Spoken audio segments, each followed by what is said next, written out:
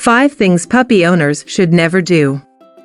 New puppy owners hear a ton of advice from their family, their neighbors, and even the overly talkative owner at the dog park.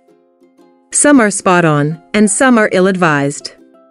Because those early weeks with a new puppy are critical, it's important to filter that advice and do what's best for your pup and their relationship with you. Take note of these 5 things a puppy owner should never do. Don't skip socialization. The first 3 months of a puppy's life have a significant influence on how content and well-adjusted that dog will be as an adult. A puppy who is properly socialized will be comfortable with almost anything the world throws at them, whereas a poorly socialized pup will lack confidence and get overwhelmed or frightened easily. A good breeder will start socializing a puppy right away, but once you get your new pet home, the responsibility falls on you.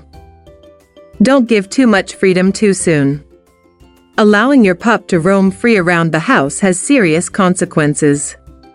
Not only can your puppy have bathroom accidents, hindering your potty training program, but they can destroy your property and injure themselves in the process. Puppy proofing, such as keeping medications and toxins out of reach and covering electrical wires, is important for your new pet's safety. But it's not enough. You need to supervise your puppy at all times.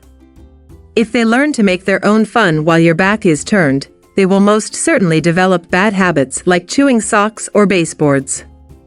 It's easier and safer to prevent problem behavior than to correct it later. Don't be inconsistent. Routine is comforting to dogs. They like to know when they can expect meals, walks and naps, playtime, and so on. It minimizes confusion and stress if they can anticipate their daily schedule. Routine also helps with potty training because regular meal times lead to predictable bathroom breaks. Develop a schedule that fits your lifestyle and your puppy's needs, then stick to it. You will please your puppy and minimize stress-related problem behaviors. It's also important to be consistent with the rules of the house and the manners you expect. Also, be sure everybody in the household is following the same set of rules. Don't wait to train your puppy. There's no magic age to start obedience training. By the time you get your puppy home, they are more than capable of learning new behaviors. However, you might be so focused on potty training that you neglect obedience. After all, puppy antics are amusing and fun. What's the point of worrying about basic skills until later, right? Well, those adorable antics will quickly turn into nuisance behaviors as your dog reaches adolescence.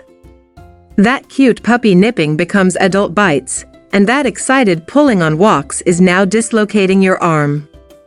Start teaching your puppy basic manners, alone time training, and skills such as sitting, lying down, and staying as soon as you get them home. Don't use harsh methods. Positive reinforcement doesn't mean being permissive. Without rules and boundaries, dogs will simply be dogs, chewing, begging, barking, and so on. But you don't have to employ harsh methods to teach your dog how you want them to behave. In fact, punishment is very difficult to do correctly. You need perfect timing, for one. Dogs live in the moment, so yelling at your puppy for chewing a shoe when the chewing happened even a few seconds ago is pointless. Worse still, it will make you seem unpredictable and frightening to your pet, which will erode your bond with your pup. Instead of using harsh methods that focus on what your puppy did wrong, focus on what your puppy is doing right. And teach them alternative behaviors that are incompatible with the problem behavior, like chewing a toy rather than your shoe or going to their bed rather than begging at the table. When your dog does the preferred alternative, reward them so they know it's worth their while.